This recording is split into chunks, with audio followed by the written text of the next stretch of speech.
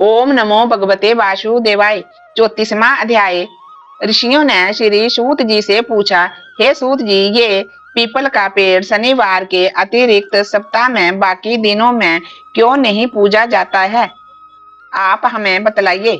श्री सूत जी ने कहा, समुद्र का मंथन करने से जो रत्न देवताओं को मिले, उनमें से देवताओं ने लक्ष्मी और कौसुतुंब मणि भगवान को दे दी थी।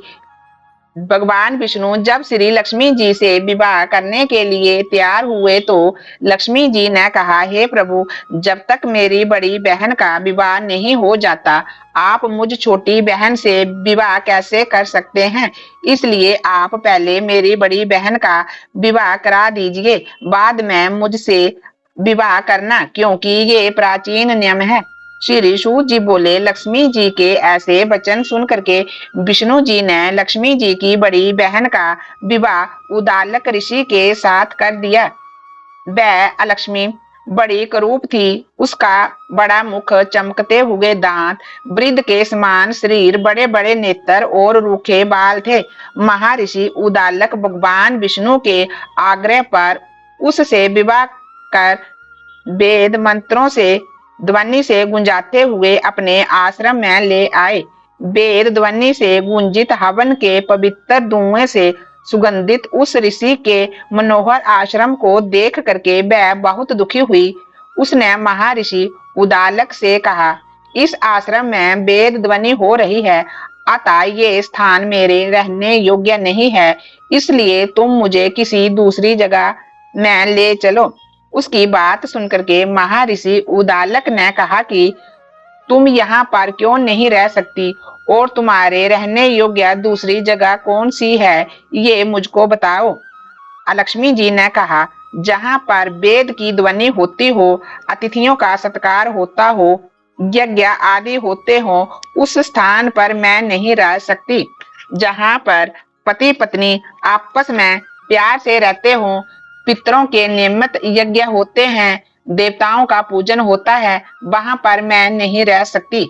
जहां पर दिन रात पति पत्नी लड़ते हैं और जहां से अतिथि लोग सदा निराश लौटते हो, जहां पर पूज्य वृद्धों, सत्पुरुषों तथा मित्रों का अनादर होता हो, और जहां दुराचारी, चोर, पर स्त्रीगामी प्राणी रहते हैं, जहां पर गायें आदि का वध होता है, मद्यपान, ब्रह्म हत्या आदि पाप होते हैं, वहां पर मैं प्रसन्नता पूर्वक निवास करती हूँ।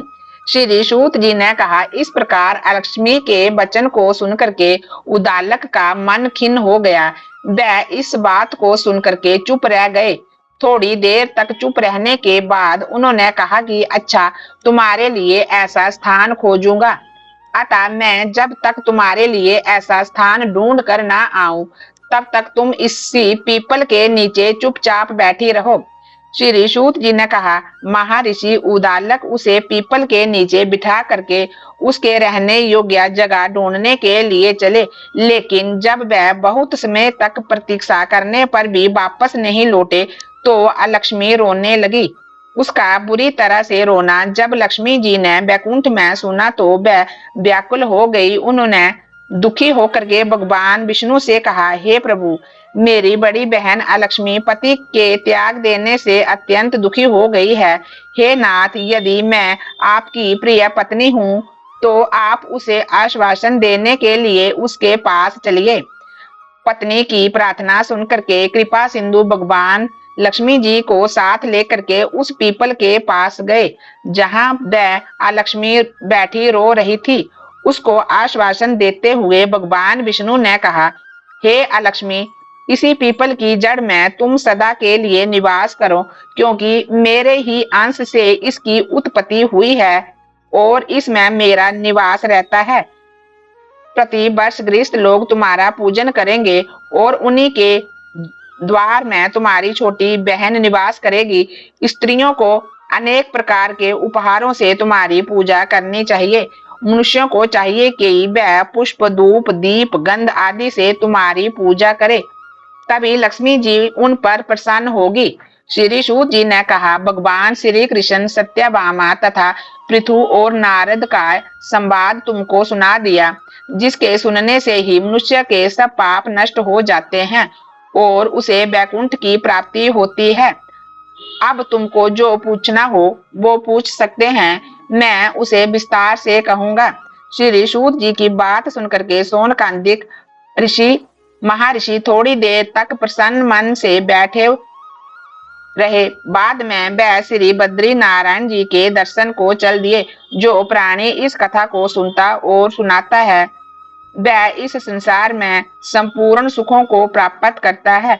ओम नमो भगवते वासुदेवाय। ओम नमो भगवते वासुदेवाय।